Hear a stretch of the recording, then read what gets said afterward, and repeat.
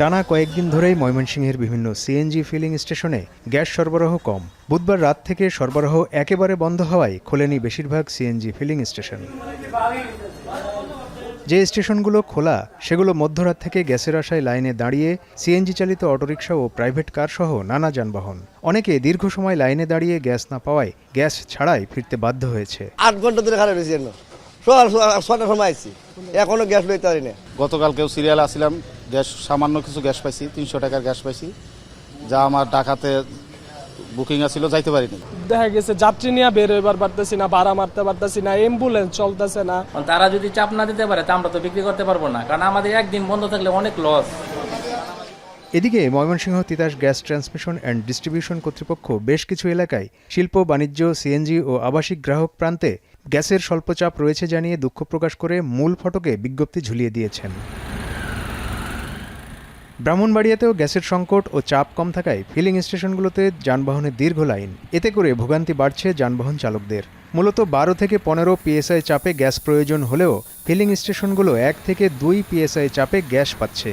এর ফলে কাঙ্ক্ষিত পরিমাণে গ্যাস পাচ্ছে না যানবাহনগুলো। 15 PSI পাওয়ার কথা, সেখানে 1-2 সর্বোচ্চ, এর বেশি আর পাই না আমরা। মাত্র তো প্রচুর সমস্যা, সারাদিন তো গ্যাস নিতে চলে যায়।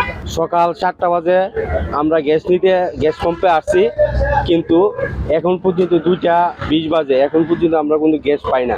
ফিলিং স্টেশনগুলোতে চাহিদা থাকলেও বেশি গ্যাস দেয়া যাচ্ছে না। তবে বর্তমান সংকটটি এলএনজি সংকটের কারণে তৈরি হয়েছে বলে জানিয়েছেন Bakhrabad gas distribution company limited.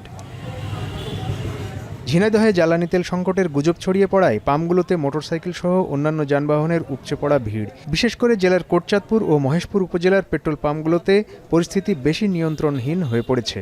রাত্রি 9টার দিকে এরা বললো যে এরা খারাপ ক্লান্ত, পাম্প বন্ধ করে দিয়েছে। দেওয়ার পরে মোটরসাইকেলে তেল নেই, এখানে ফেলেতে 300 টাকা ভ্যান ভাড়া করে 10 কিলো রাস্তা আমার যাই গিয়েছে, আর এই বসে আছে। তেল দেওয়া নাকি শুনলাম বন্ধ হয়ে যাচ্ছে, তো এটা গুজব কি সত্যি কিনা যাই হোক, তো এরকম যদি বন্ধ হয়ে যায় তাহলে তো আমাদের কাজকর্মও বন্ধ হয়ে যাবে। 8-10 দিনের তেল তো ছিল, কিন্তু আসলে 2-3 ঘন্টায় শেষ হয়ে যাচ্ছে তেল। আসলে তো তেলের সংকট না, এটা একটা গুজব রটেছে।